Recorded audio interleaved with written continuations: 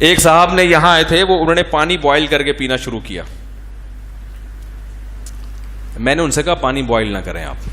پانی ہمیشہ سے انسان کچا پانی پیتا آیا ہے. جب سے کائنات بنی ہے اللہ نے جو پانی پیدا کیا ہے وہ کنوؤں کا, دریاؤں کا, چشموں کا, یہ گاڈ گفٹڈ ہے. اس کو چینج کرنے کی کوشش, بولو بھائی, اس کو بوائل, کوئی بیمار ہو جائے نا, موشن لگ گئے ہیں بچے کو, پھر بوائل ٹھیک ہے ذرا, کیونکہ وہ تو نازک مرحلہ ہے نا. میں نے ان سے کہا کہ نارمل کنڈیشن میں جو یعنی نارمل جیسے سب چلتے ہیں ویسے چلو. کہہ رہے نہیں ڈاکٹروں کی ریسرچ ہے بوائل پانی میں جراثیم. میں نے کہا ایک طرف کر دو اس ریسرچ کو.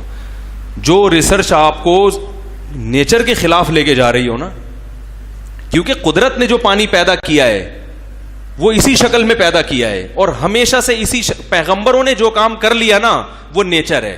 پیغمبر بوائل پانی, بولو بھائی, نہیں پیتے تھے. جو کام پیغمبروں نے کر دیا, ہمارے لیے تو بہت بڑی دلیل ہے. پیغمبر نبی صلی اللہ علیہ وسلم کنویں کا پانی پیا کرتے تھے, زمزم کا پانی پیتے تھے, کبھی بوائل نہیں کیا آپ نے پانی کو. نہیں مانے وہ, نہیں یہ تم کا ڈاکٹر ہو. میں نے کہا ہاں کوئی بہت ہی بو آ رہی ہو گٹر کی, یا کچھ ایسا مسئلہ ہو رہا ہو, یا کوئی کسی علاقے کا پانی واقعی بہت ہی گندا ہو, بعض اوقات سیوریج لائنیں مل جاتی ہیں تو وہ بیماریاں پھیل رہی ہوں تو ایک الگ بات ہے.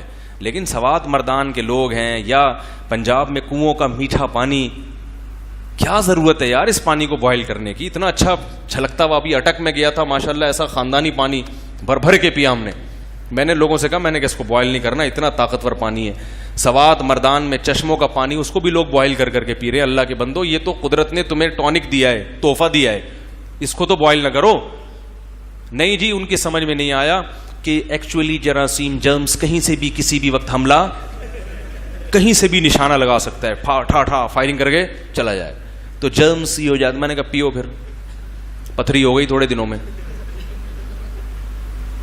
اور ایسے چھوئی موئی بن گئے کہ ایک قطرہ بھی کہیں کا پانی پی لیں تو بیمار پڑ جائیں. میں نے کہا آپ میں ریزسٹنٹ پاور بالکل ختم. بوائل پانی پی پی کے, کیونکہ وہ واقعی جراثیم سے پاک ہوتا ہے, ہمیں بھی پتا ہے جراثیم سے پاک ہوتا ہے, تو جسم میں جراثیم سے لڑنے کی طاقت اور صلاحیت ختم. وہ پھر کچھ وہ کیا ہوا, بوائل پانی, بوائل پانی. وہ کیا کرتے تھے, یہ جو نیسلے کا پانی ہے نا, اس کو بوائل کر کے پیتے تھے.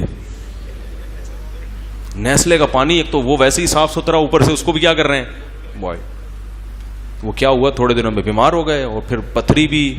اور جو مٹی والا پانی پی رہے ہیں ان کے پتھری ہیں, جو کچرے والا پانی پی رہے ہیں ان کے پتھری نہیں ہے, ٹھیک ہے نا, تو وہ ان کے پتھری ہو گئی. تو اس لیے اعتدال, پانی پئیں, بیمار ہو جائیں یا پانی گندا آ رہا ہے تو بوائل پئیں, ورنہ نارمل پانی. میں مانتا ہوں کہ بوائل پانی میں جراثیم نہیں ہوتے, لیکن تھوڑے سے ہونے دو جراثیم, ٹھیک ہے نا. جسم کو بالکل ایسا عادی نہ بناؤ.